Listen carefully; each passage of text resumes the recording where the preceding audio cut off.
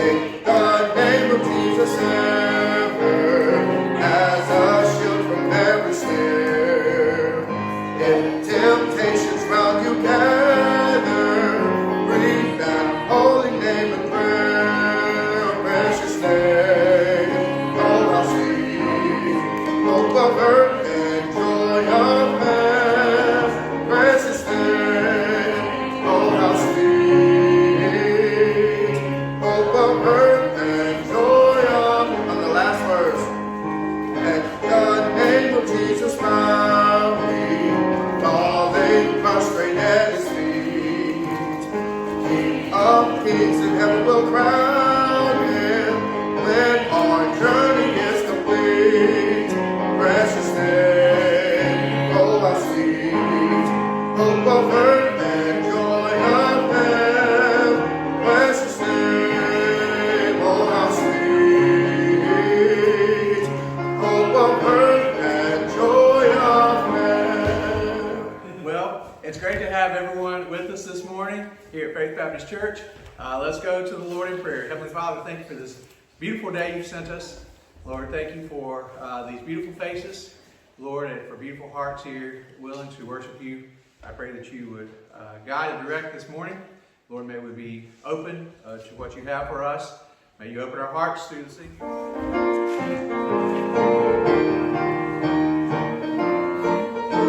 Verse 1.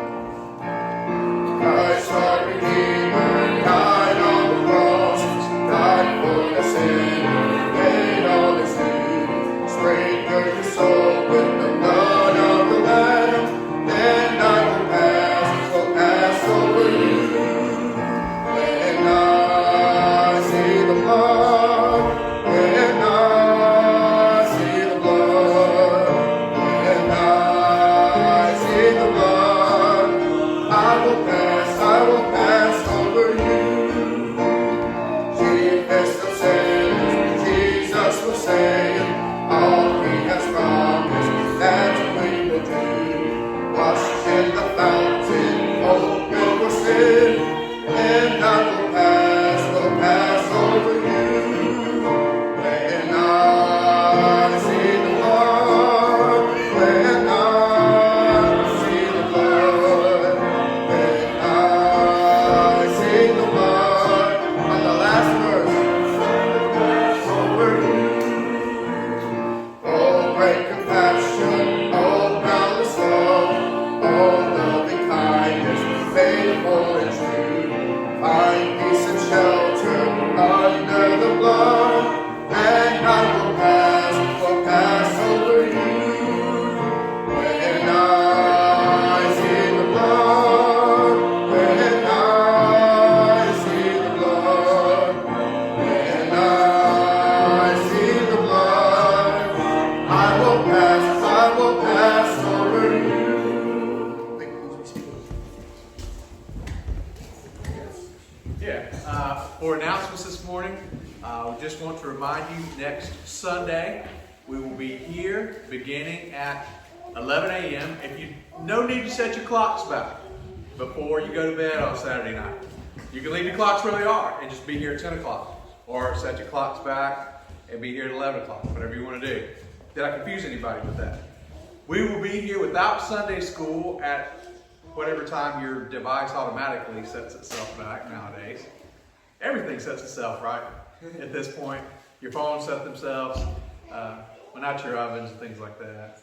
But anyway, be here at 11 o'clock, British summertime, to make it simple. And we will be here for one service, a meal. We want to, ladies, not ladies, because ladies, it's Mother's Day. You don't have to do anything. You men, bring a dessert. Everything else is taken care of. Okay? You can even go to the grocery store. You don't have to make it yourself. No labor required. And we'll do that. We'll have another service. We'll be out of here before 2 o'clock. So we'll have it right together, and everything will be taken care of. And then you can enjoy the rest of your Mother's Day. Again, I'd like to invite you out to Beck Road tonight. That's at 6 o'clock. Okay, I'm still learning. I looked at that on the website yesterday. I haven't been to a night service at 6 o'clock out there yet, so this will be my first one. Please come out. Keep your bulletins with you because my message continues straight through. The outline that you have there is like a continuous running thing. And so the message will conclude tonight out there. Awesome.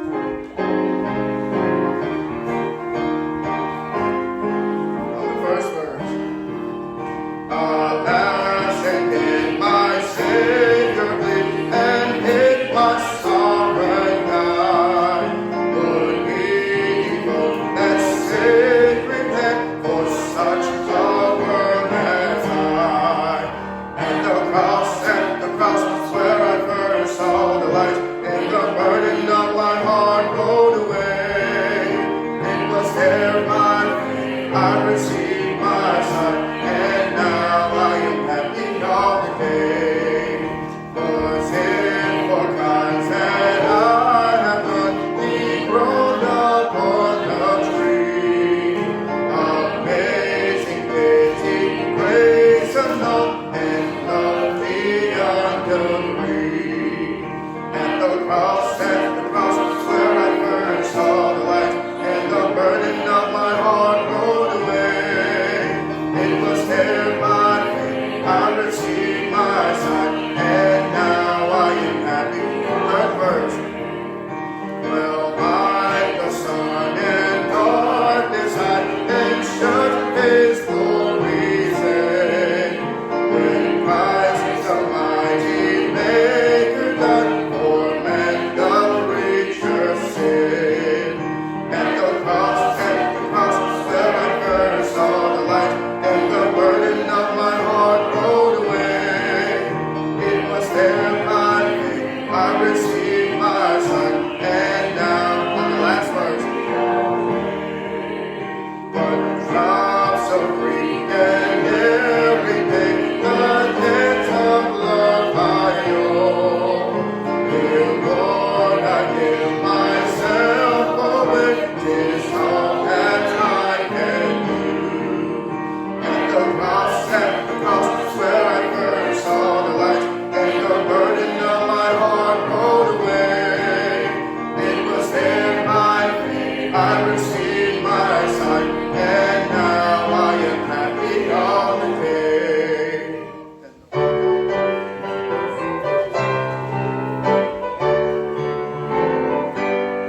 We have heard the joyful sound.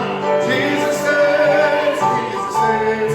Spread the tidings all around. Jesus saves, Jesus saves. Bear the news to every land. Climb the steeps and cross the ways. Onward 'tis our Lord's command. Jesus saves. Second verse. Wafted on the rolling tide, Jesus saves, Jesus saves. Gentle sinners far and wide, Jesus saves, Jesus saves. Single islands of the sea, echo back the ocean caves. Earth shall be a jubilee. Jesus saves, Jesus saves. Sing above the battle strife. Jesus saves, Jesus saves. By His death and endless life, Jesus saves, Jesus saves. Sing His softly through the gloom, when the heart for mercy craves. Sing in triumph for love's doom. Jesus saves. The last verse. If the winds are mighty force, Jesus saves, Jesus saves. When the nations now rejoice, Jesus saves, Jesus saves. Shout salvation full and free, highest hills and deepest caves. This our song of victory. Jesus saves, Jesus saves. Take your Bibles over with me to Numbers 13, continuing the series on Promised Land. On the back of your bulletin, you have some notes that can be easily completed. during the course of. Here, I got yours from over here. There might be one back there still. Here you go. Don't have, there's one more on the back table, but that's all that we have. You're welcome to go get it if you want. So your dad says it's all right. Numbers 13, that's where we'll be reading this morning into Numbers 14, but first to give you a little introduction. August 1st, 1982 was an important day in the history of Major League Baseball. Honestly, nothing really happened big in Major League Baseball. But it was a big day for me in relation to Major League Baseball because it was my first opportunity to go to an MLB game. It was a hot summer night in Arlington, Texas, getting to see the Texas Rangers host my team, the New York Yankees. That's where you're supposed to go, boo, because nobody likes the Yankees. It's kind of like the Alabama Crimson Tide of college football. So there I was, getting to go to my first game as a 9-year-old. My uncle, who lived in the Grand Prairie area, had bought us some tickets. At that time, I did not appreciate the value of a front row seat behind the home dugout. I don't know what you would have paid for that row of seats, but there we were. My family and my cousin Timmy sitting right beside me. We're going to take in this game. Before the game, a couple of probably base coaches, or maybe even just some sort of, not the manager, but some sort of managers or coaches, stepped out of the dugout, stepped up on top, and asked my cousin and I, again, keep in mind we're around 9 years old, 8 years old at the time. There we are with our baseball gloves, getting ready to catch foul balls, because one's definitely going to be hit our way. And he says to us, hey guys, need to ask you for a favor. A couple of our ball players left their gloves at home, and we want to see if we can use your gloves for a little while. Now, of course, you adults understand what was about to happen. But I had no advance warning of what was going to happen. I look at my dad like, is this okay? I don't know these guys. I look at my dad, he looks at his dad, and both of our dads, with a little bit of a smile, like, go ahead, be just fine. And so, there I learned a lesson in trust. And I thought, hey, these guys will get more use out of these gloves than I will. Likely, if I began to rationalize it. Likely a foul ball won't even be hit to where we are. So, sure, for the good of the Texas Rangers, I will let them use my baseball gloves if they need it today. And maybe next time they'll be more responsible and bring their gloves with them. So I handed my glove to the manager, but Timmy, my cousin, absolutely refused. I don't know if any of you are, so this is not a stereotype, but to help paint the picture, spoiled little rich kid, only child, and he wasn't used to sharing with anybody. So he was not about to give his glove up. His father, Luis, is like, hey, let him have your glove, son. It's fine. Let him have your glove. My dad's even like, Tim, go ahead. Be all right. He would not for the life of him. So, coach like, what am I going to do? So they took my glove. He disappeared to the dugout, and I thought, well, at least when the foul ball comes this way, Timmy can catch it. And just a few minutes later, he pops up. He says, hey, man, appreciate it. And he hands me my glove back. Having no idea what's about to happen, I take my glove, put it between my legs, and about that time, a baseball falls out right there at my feet. One of those Major League Baseball, it's been scuffed up a little bit. It wasn't brand new, but hey, this could have been used in a game, more than likely just batting practice. But I had an official Major League Baseball, and I was thrilled with it. For the rest of the game, Timmy asked me, can I have your ball? Can I have your ball? Can I have your ball? He sends his dad to go buy a baseball from the concession stand. It's this collector's edition. It's got Texas Rangers printed on the side of it. Nice, clean, pristine white ball. He tries to trade that ball for the ball that I received. I wouldn't trade it. I wouldn't give it up. It was a once-in-a-lifetime opportunity that I had. I made a decision going off of faith and trust And when I looked at my dad, like, is this okay? And he said yes. And I had a piece of memorabilia that I could treasure for the rest of my life. Now, in the game, it just so happened that the Rangers won 4-2, coming from behind on a home run by Dave Hostetler. I don't know how any of the teams finished up that year. I don't know who won the World Series that year. I have no idea anything else that happened except for that ball that I had as a treasured memory from that game that I then went on to play with later on because I didn't have another ball. Lost in the weeds somewhere.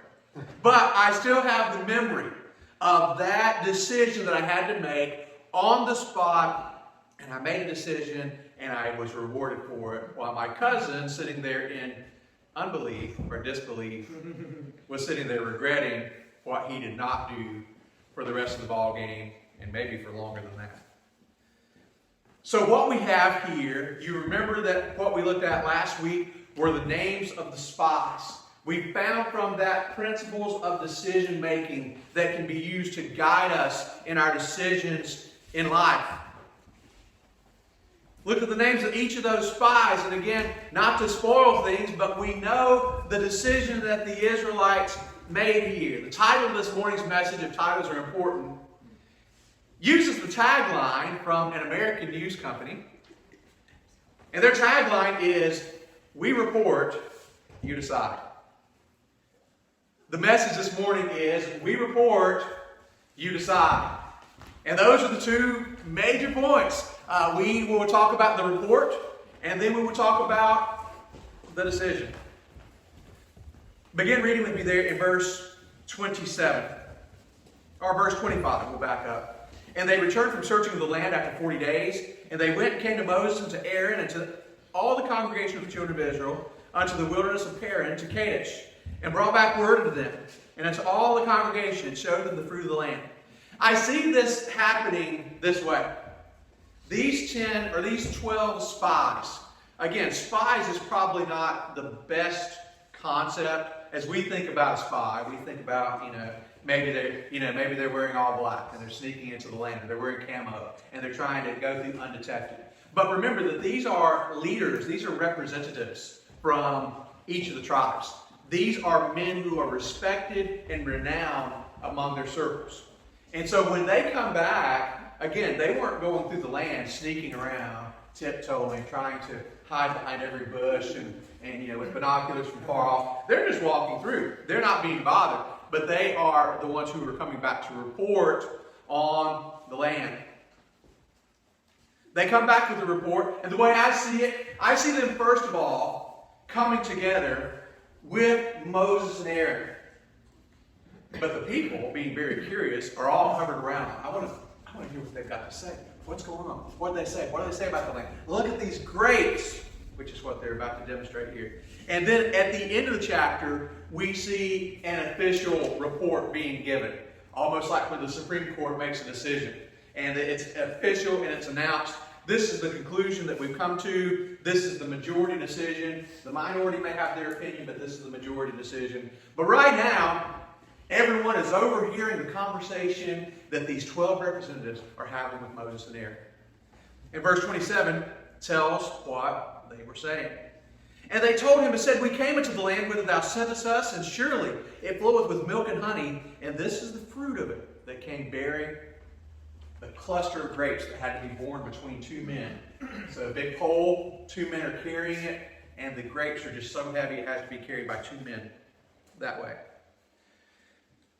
Verse 28 says, "Nevertheless, the people be strong that dwell in the land. And the cities are walled and very great. And moreover, we saw the children of Anak there. The Amalekites dwell in the land of the south, and the Hittites and the Jebusites, and the Amorites dwell by the mountains, and the Canaanites dwell by the sea, and by the coast of Jordan." From your notes there, we see there are two things about the report that was given. Number one, what God said was 100% true. What God said was 100% true.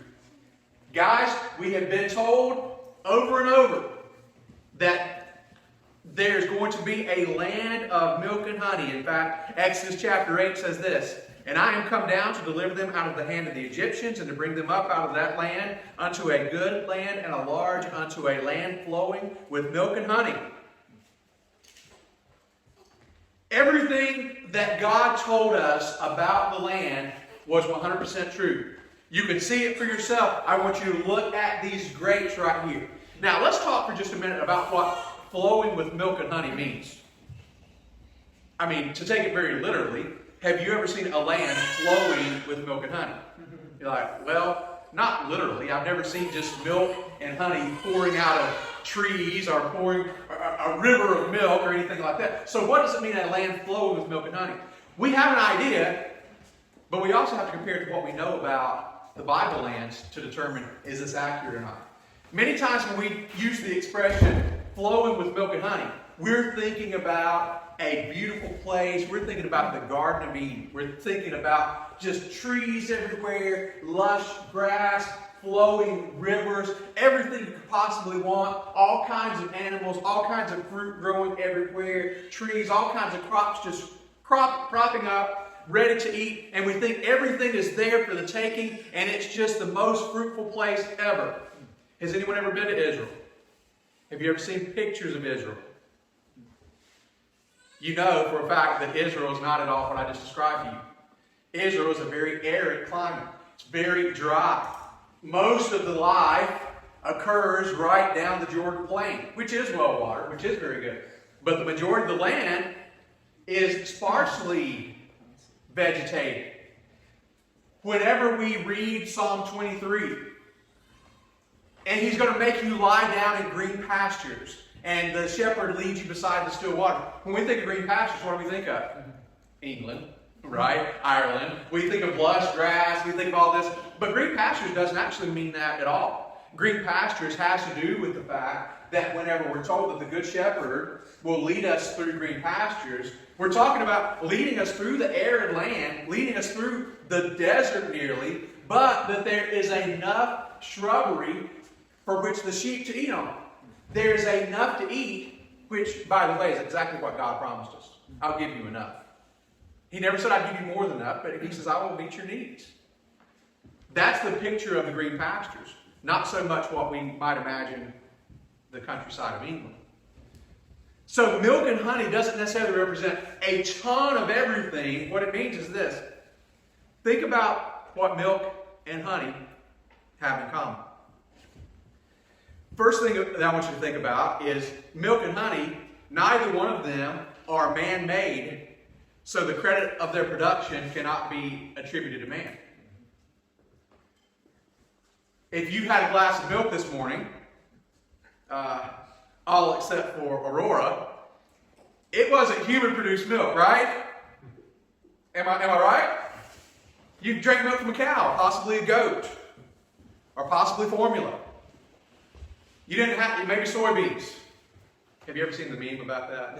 where there's a picture that says, where like God is talking to humans, like, what are they doing down there? They're making milk from soybeans. He's like, I gave them like 6 types of animals they can get milk from. And the report back is, well, they don't like that milk. And there's a picture of Jesus going. Well, that's how I feel about soybean milk. My wife likes it for the low fat, but I'm not about that life. Well, milk is produced not by man. Man doesn't get the credit for milk. Man doesn't get the credit for honey. That's a product of insects. So the first thing that we have in common with milk and honey is they're not man-made. Man can't take the credit for their production. The second thing about milk and honey is this.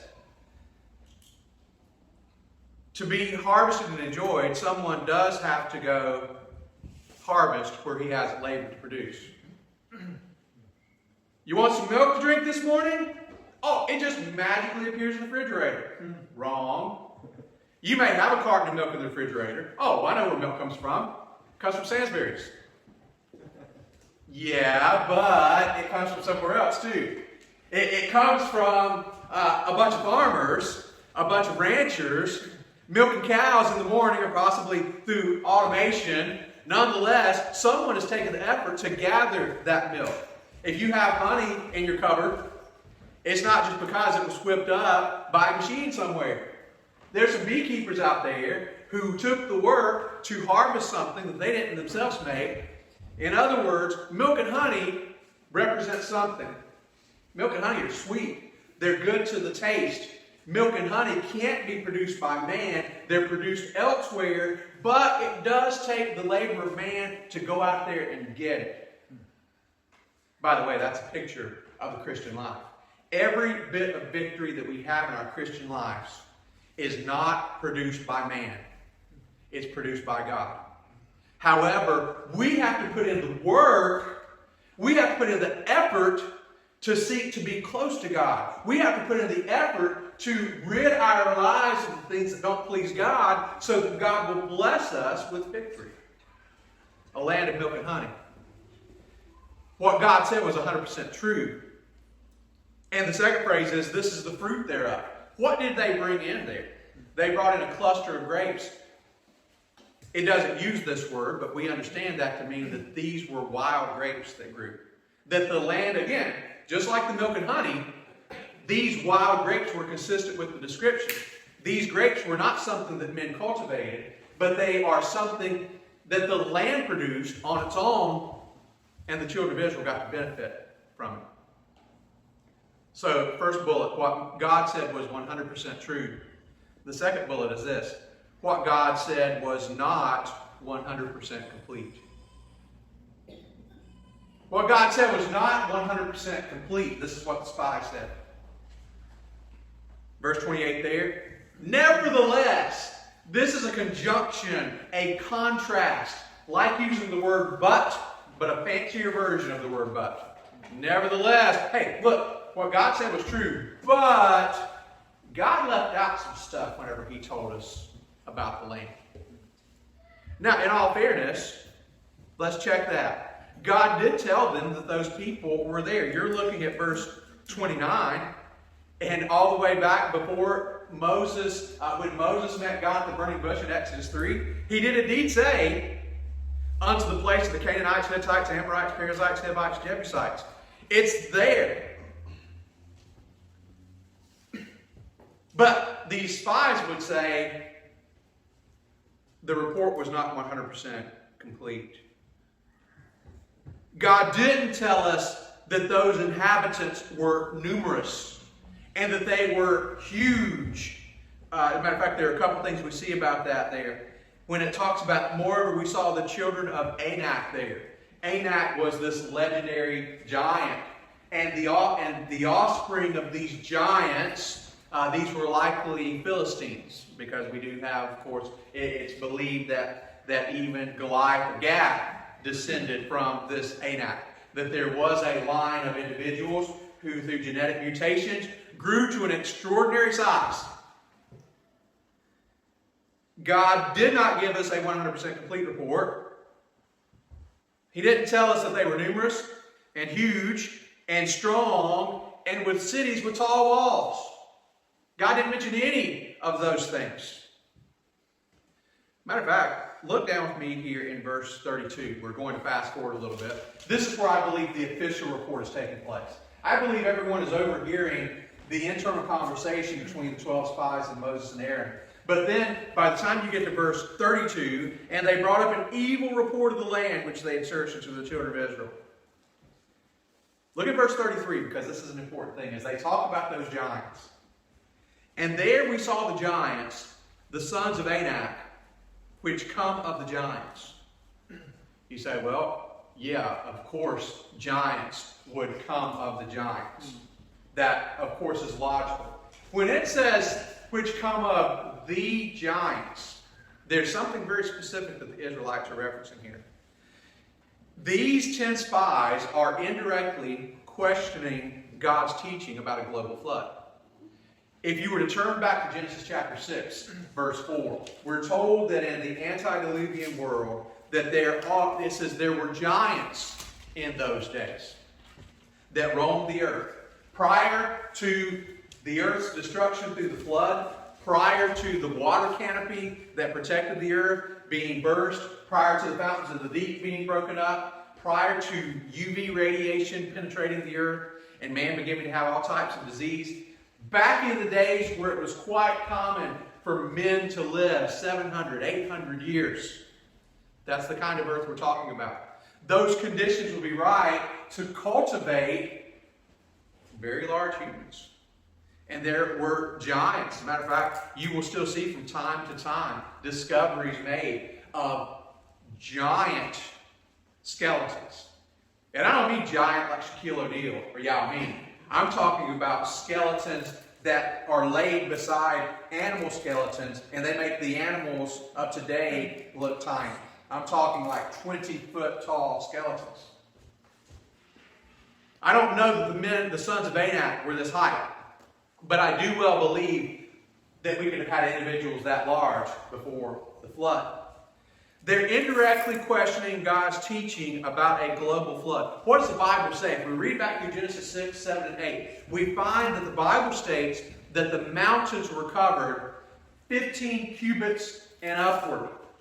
In other words, by a height of about 25 feet, higher than Mount Everest, waters had risen to that point. And then also in chapter 7, verse 21, it clearly states that every bit of life on the earth perished aside from Noah and the animals that he brought into the ark. So when these Israelites say that the giants that they saw in the land of Canaan descended from those giants who lived before the flood, they're either saying one of two things. Number one, God lied to us about a global flood, and these people weren't affected by it. Or number two, that God sent a global flood that was meant to destroy all living creatures on the earth, and that he didn't get the job done because these people survived. And these descendants there in the land of Canaan came from those antediluvian giants, which was impossible.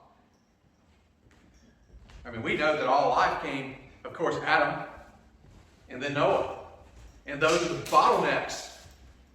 But these guys are saying, no, these giants had to have come from the giants that God tried to destroy before the flood, but he didn't get the job done. So either the flood wasn't universal and Moses is not to be trusted, or else these people were strong enough to survive. And if they're strong enough to survive a universal flood, these beings are definitely going to destroy us, and they might be strong enough to overthrow God. Now, back up to verse 30.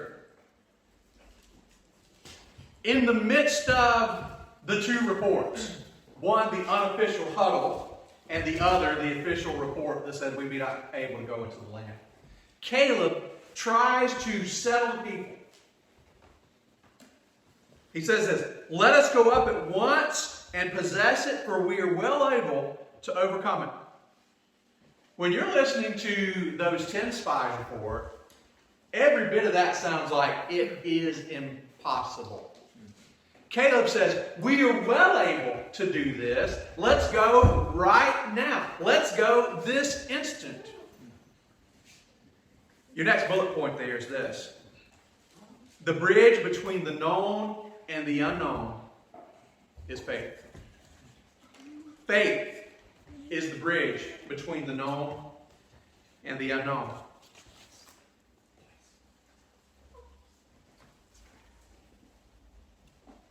Raise your hand if you know what's going to happen tomorrow. You say, well, the sun's going to come up. I'm going to have some breakfast, and I'm either going to go to work, or I've got these plans. If I'm off, I've got these plans to do. If you work from home, then every day's just Groundhog Day. Every day, it's the same thing. I got to get up, feed the kids. I have to clean the house. I have to do this. It's just the same day over and over. Whatever plans you have tomorrow, none of you can raise your hand and say, I know what's going to happen tomorrow. Because you don't. You know what your plans are, but you don't know that those things are going to happen. The Lord may come back tonight, and all those things you planned, you won't be there for. I hope. I hope that's what we're shooting for here. Let me put it like this.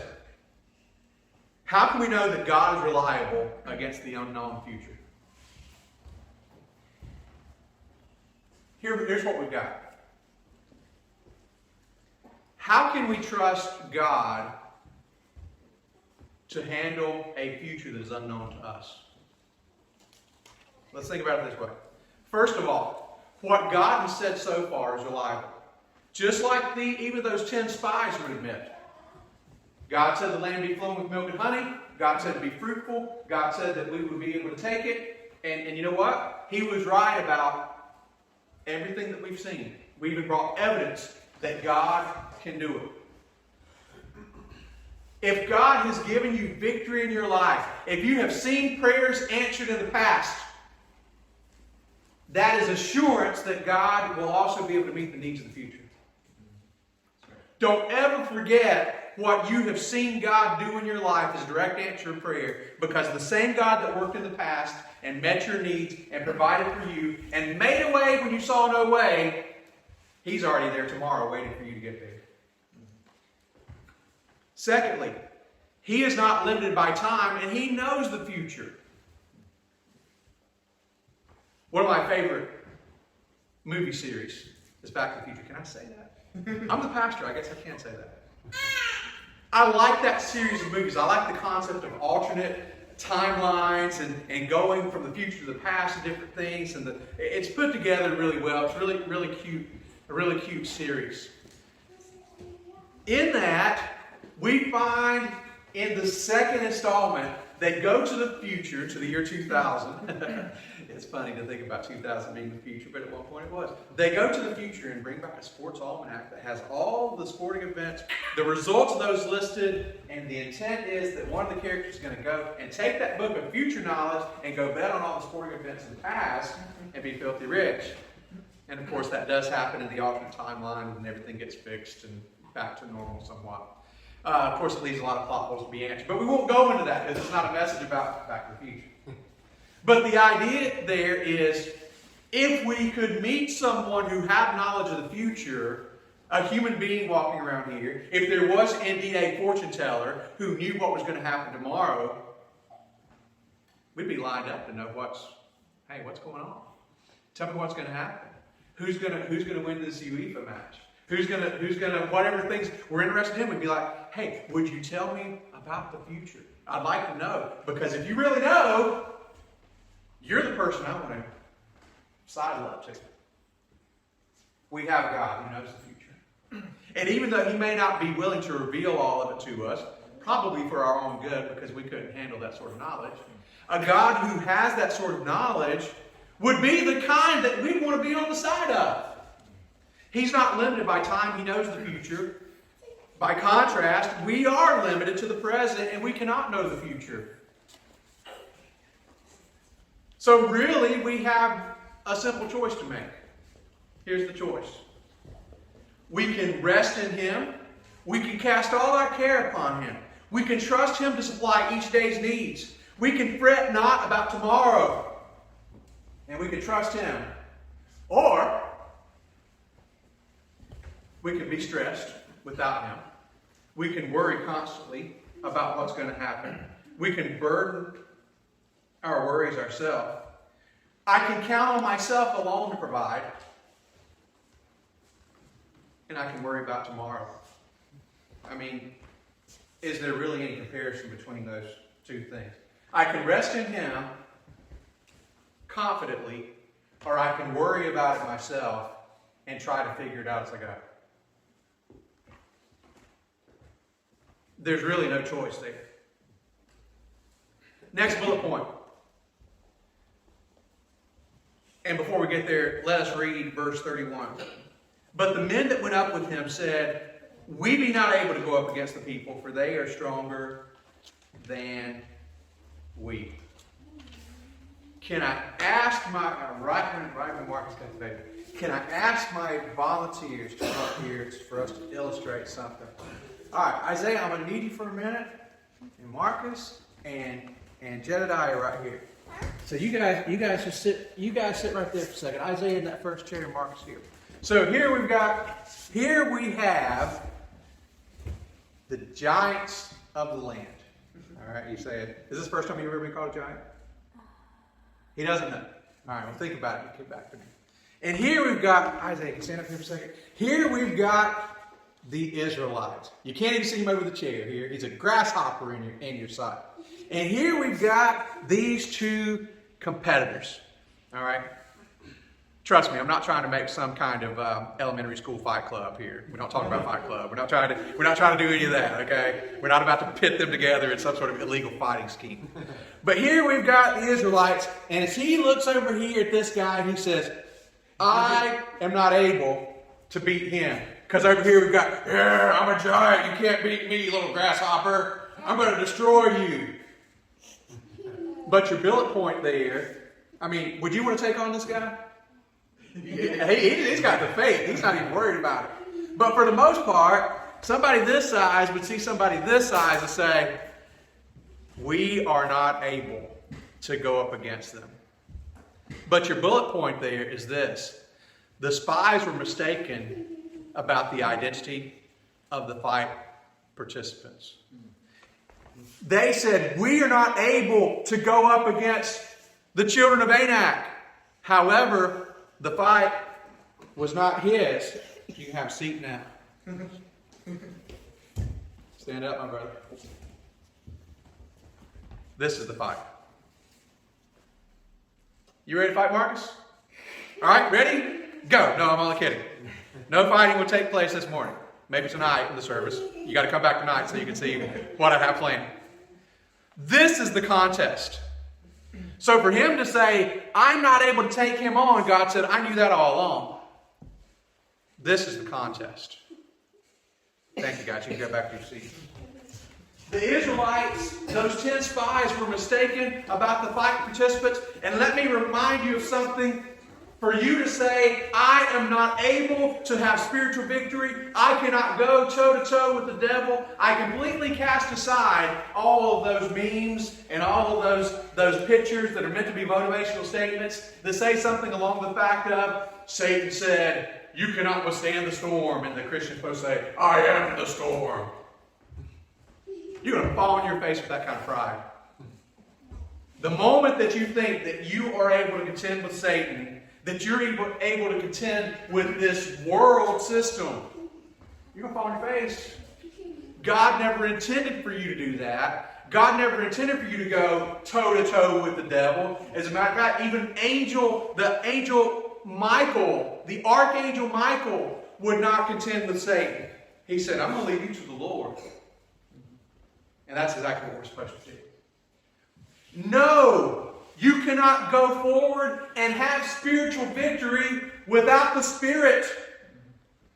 You're not intended to go head-to-head with the giants, with the children of Anak. And when you think it's a fight between you and Satan,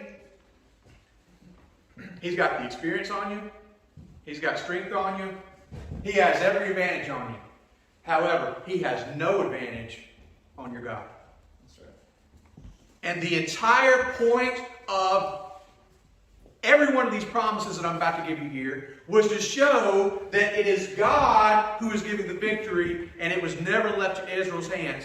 Listen to the promise he made to Abraham, Genesis 13:17. Arise, walk down the land, in the length of it, and in the breadth of it, for I will give it unto thee. Genesis 17:8. And I will give unto thee, and to thy seed after thee, the land wherein thou art a stranger, all the land of Canaan for an everlasting possession, and I will be their God. To Isaac, God says this, and give thee the blessing of Abraham to thee, and to thy seed with thee, that thou mayest inherit the land wherein thou art a stranger, which God gave unto Abraham. To Jacob, God said this in Genesis 35:12.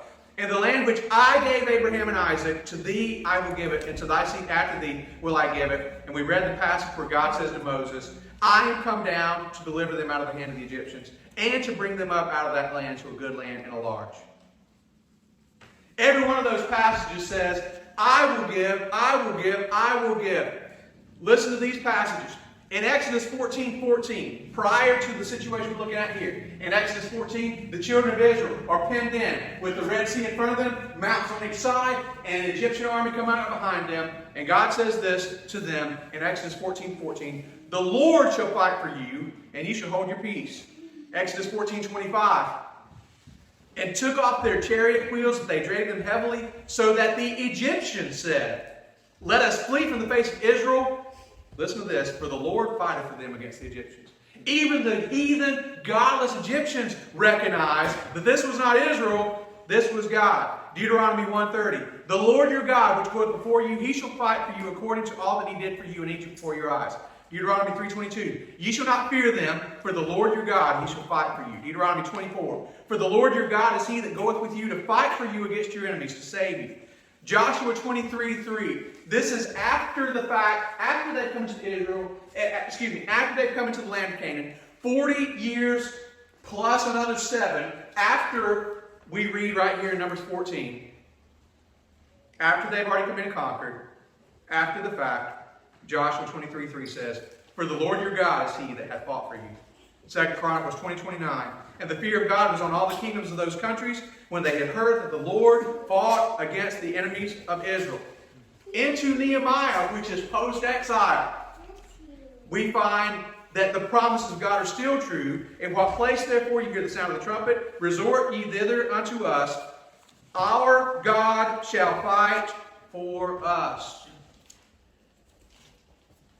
It is a well-established pattern that all Israel has to do is to say yes and then to step aside and allow God to win the fight.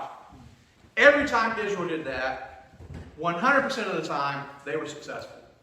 Every time Israel went forward and said, oh, we got this, God, just sit this one out. 0% success. Have you discovered that in your Christian life as well? You know, I had a really good, it's Monday morning. You say, man, Sunday's church yesterday was really good. We heard 2 great messages. You would have said this in the past, back before I was here. We heard 2 great messages, and man, I really want a spiritual high. And it's Monday morning. I'm ready to go slay the devil. I don't really have time to pray this morning. I don't have time to look at God's Word. But I'm going to go off yesterday's high. And I got this. I don't have time to pray. I don't have time to read Scripture. I'm not even going to I don't have time to meditate on what I heard yesterday. But based on the victory I got yesterday, I got today. Holy Spirit, I think I can get victory today even without you.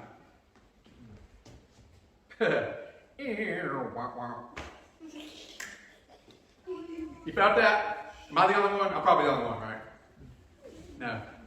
Your little smiles let me know. Yeah, I've been there too. I'm going to make this decision. This is a small decision. I'll just make this decision without praying and asking God about it. Small decision. Won't have long-term effects. And then you regret that decision for a long time.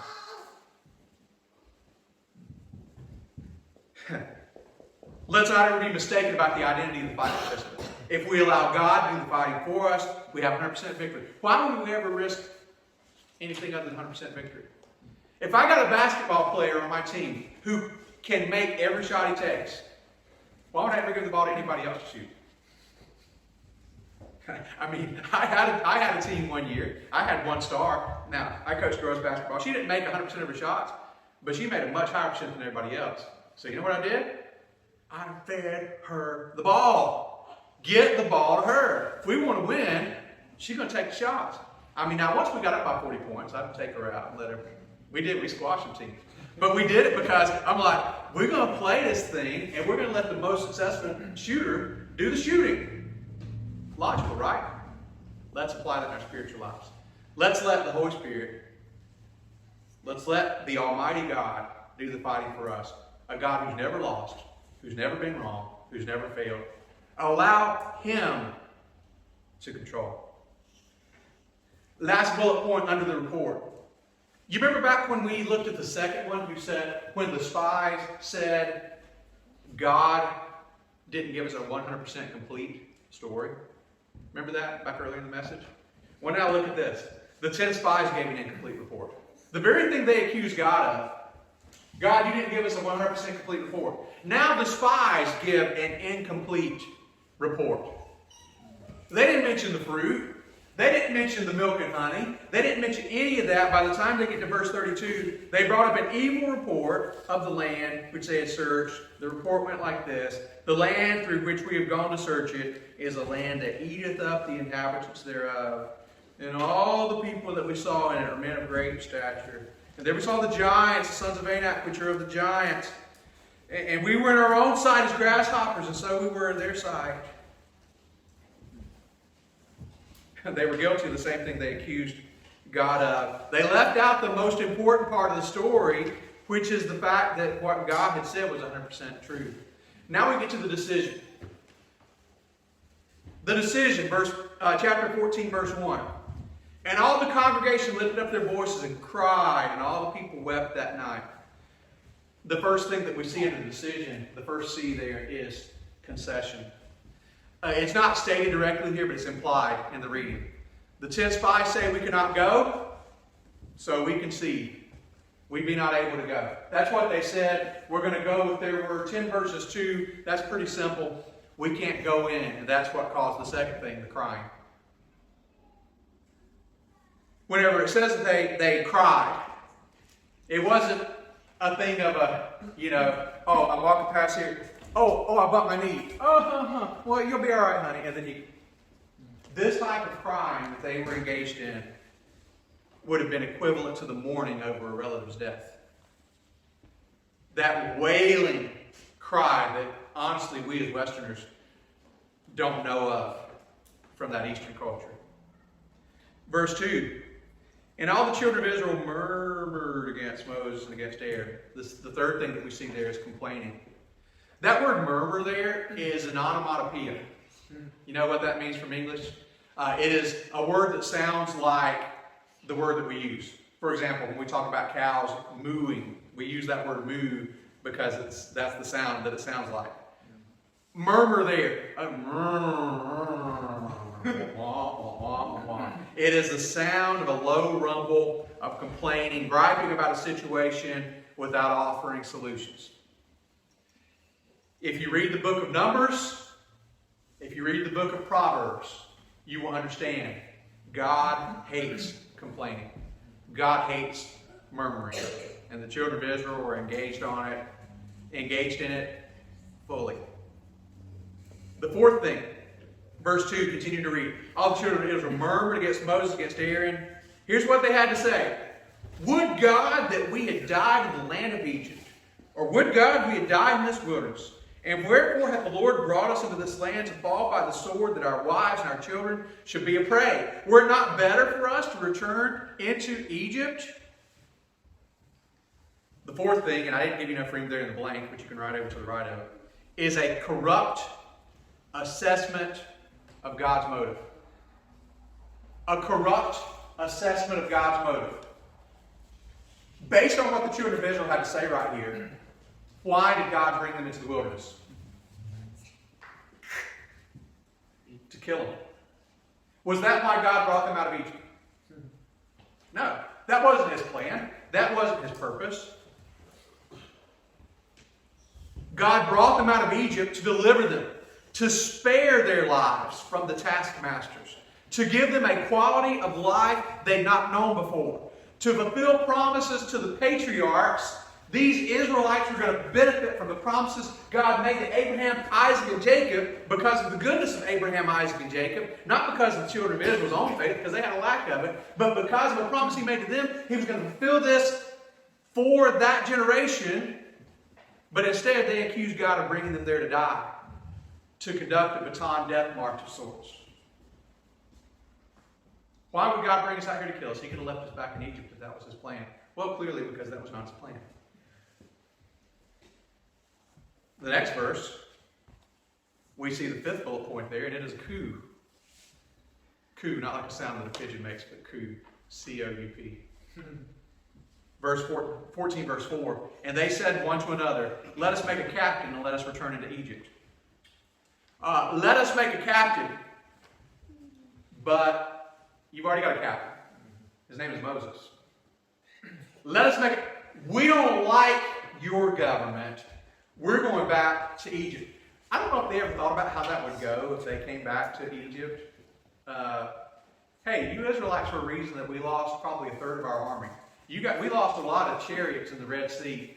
Many also believe that Pharaoh died in that. We lost a Pharaoh because of you. You think that was going to be a warm welcome when they got back to Egypt? Israelites weren't thinking about that. We often aren't thinking whenever we make decisions out of God's will. They were arranging a coup there. Let's make a captain. God had given them a captain. And this reminds me of future in Israel's history, when the Israelites said, we want a king. We want a king to be like all the other nations. We want a king. And Samuel was disheartened, and God said, Samuel, they're not rejecting you. They're rejecting me. And at this point, it's the same thing. Hey, Moses, pick your chin up, buddy. It's nothing personal about you. They rejected my commandments, and that's why they want to make another captain to go back. Well, right after this, we see that Caleb and Joshua stand up. Moses and Aaron fell on their faces before all the assembly and congregation of children of Israel. They went into prayer. Joshua and Caleb stand up and they say, listen, we are able to take this land, verse 8 specifically. If the Lord delight in us, then He will bring us into this land and give it us, a land which floweth milk and honey. Only rebel not ye against the Lord, neither fear ye the people of the land, for they are bread for us. Their defense is departed from them, and the Lord is with us. Fear them not. In verse 10, we see the final C there.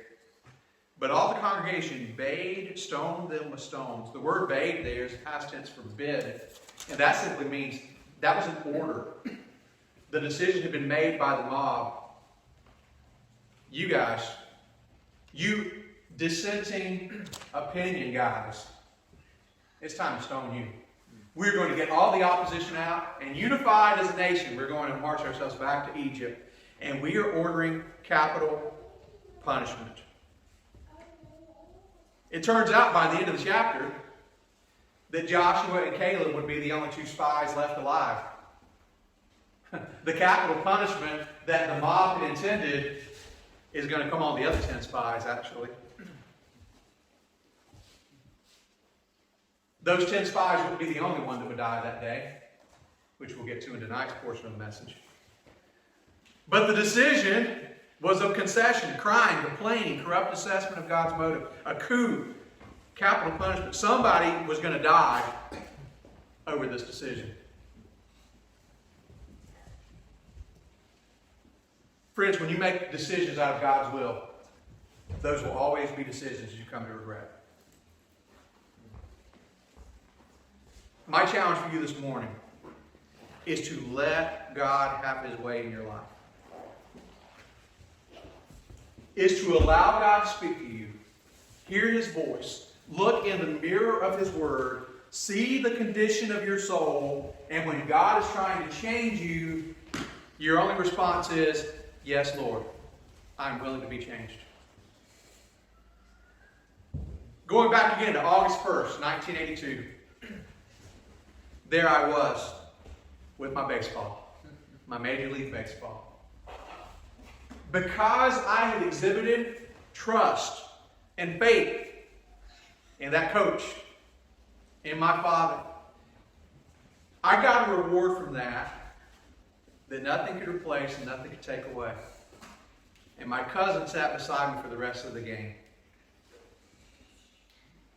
Complaining, crying, conceding, and trying to come up with some sort of way to swipe my baseball from me. Full of regret, full of bitterness. Friends, God wants to make you more like His Son. That's all He wants to do. And it's for your good. Be willing to do that today. Whatever decision you're facing today, be willing to make it on His terms, not on yours. Let's bow our heads and pray. Could you stand with me? You can do business with God right there in your seat, or you can come to the front. You can come and kneel right here on this front row, or up along the front here. I think that it does us good sometimes to get on our faces before God. I think it does good for our humility. It does good for us to take our pride down a notch and to get on our knees before God and to do business with Him. As Aaron begins playing, I just want you to say, Lord, I come to you this morning with open hands. Whatever decisions you would have me make, Lord, I want to make them to please you. I want to glorify you in my life. I want your will, your perfect will in my life. Less like me, more like you. As John the Baptist said in John 3:30, he must increase, but I must decrease. Lord, less of me, more of you.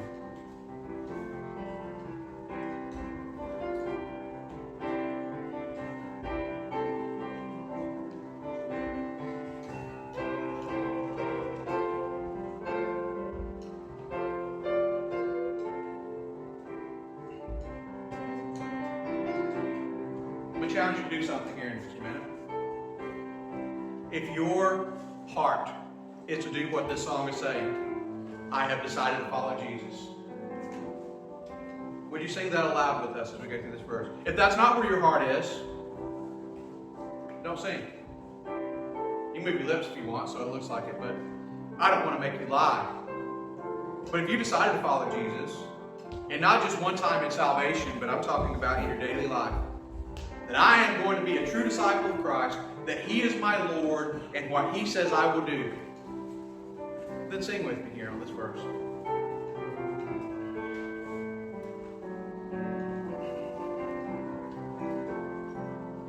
I have decided to follow Jesus. I have decided to follow Jesus. I have decided to follow Jesus. No turning back. No turning back. Thank you for coming out this morning. Let's close in prayer. I look forward to seeing all of you that can return to join us at Beck Road tonight at 6 p.m. Heavenly Father, thank you for this day. Lord, I thank you for the liberty you gave us to preach this morning. Lord, thank you for your word. Lord, as 1 Corinthians 10 tells us, these Israelites were examples for us. In some cases, examples to follow, and in some cases, examples not to follow.